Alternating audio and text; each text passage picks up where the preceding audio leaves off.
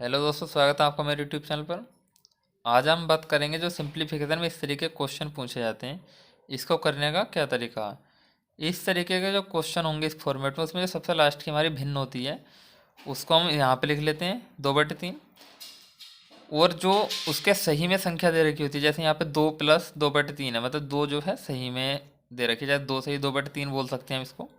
तो जो ये 2 लिखा हुआ है इसको ऊपर लिखा, 3 की हम 2 से मल्टीप्लाई करते हैं, 3 दूनी 6 और 2 8 जोड़ लिया। 2 तो हमने लिख दिया, अब 2 के बाद क्या है 3, 3 हमने यहाँ पे लिखा। 8 की मल्टीप्लाई करें, 8 3 24 और 3 27। 2 भी लिख दिया हमने, 3 भी। बचा कितना इसका, जो ऊपर लिखा हुआ 1, 1 को हमने यहाँ पे लिखा। 27 की मल्टीप्लाई करेंगे, 27 की हम 27 और 8 35। अब बचा 2, 2 को हमने यहाँ पे लिखा 35 दूनी 70 और 20 97। जब ये यहाँ पे प्लस के फॉर्मेट में, मतलब कि अगर ये 1/, के फॉर्मेट में होते जैसे हमने पिछले क्वेश्चन करे थे, लेकिन यहाँ पे क्या 2 प्लस में है, ये इसके बटे में नहीं है संख्या। तो इसमें हमें क्या करना, राइट से लेफ्ट साइड के आंसर आएगा, मतलब पहले राइट वाला 97, फिर उसके लेफ्ट वाला अपॉन में 35।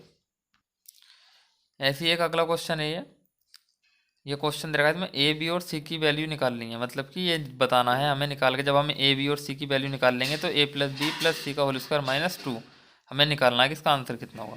अब इसमें करना क्या है, जो ये हमें भिन्न दे रखी है 16/35, इसको 16/35 को हमें पलट के लिख देना 35/16। तो जो 16 से हम 35 को भाग करेंगे तो 2 सही 3/16 आएगा।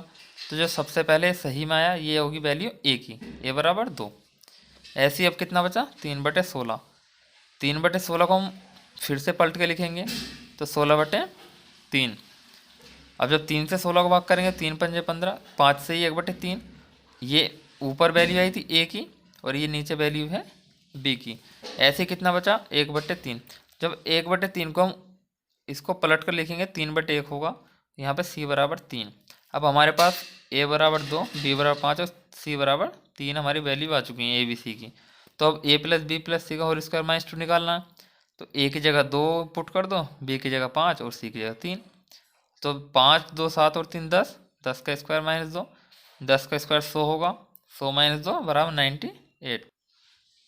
इसी तरीके से एक ही अगला क्वेश्चन है कि 17/60 लिखा हुआ है। इसमें a b c और d की वैल्यू निकालने के बाद हमें निकालना है कि a + b - c - d का होल स्क्वायर -5 कि इसका आंसर कितना होगा। 17/60 है, हम इसको पलट कर लिखेंगे तो 60/17 हो जाएगा।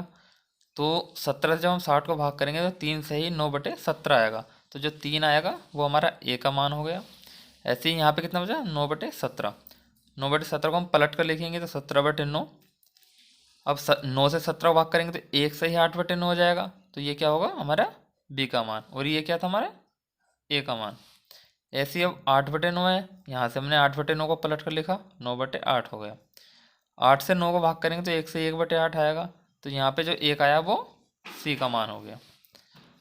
1/8 बचा था, 1/8 को जब हम पलट कर लिखेंगे तो 8 आ जाएगा, ये क्या होगा d का, ये d का मान हो गया। तो हमारे पास a की वैल्यू भी है, b की भी, c की और d की। अब हमें निकालना क्या था a + b - c - d का होल स्क्वायर -5। तो a की जगह 3 पुट कर दीजिए, b की जगह 1, c की जगह भी 1 और d की जगह 8। ये प्लस का 1 और ये माइनस का, दोनों कैंसिल हो जाएंगे। ये क्या बचेगा, जब 3 में से -8 करेंगे तो -5 का स्क्वायर -5, -5 का जो स्क्वायर होगा वो 25 होगा, -5 = 20।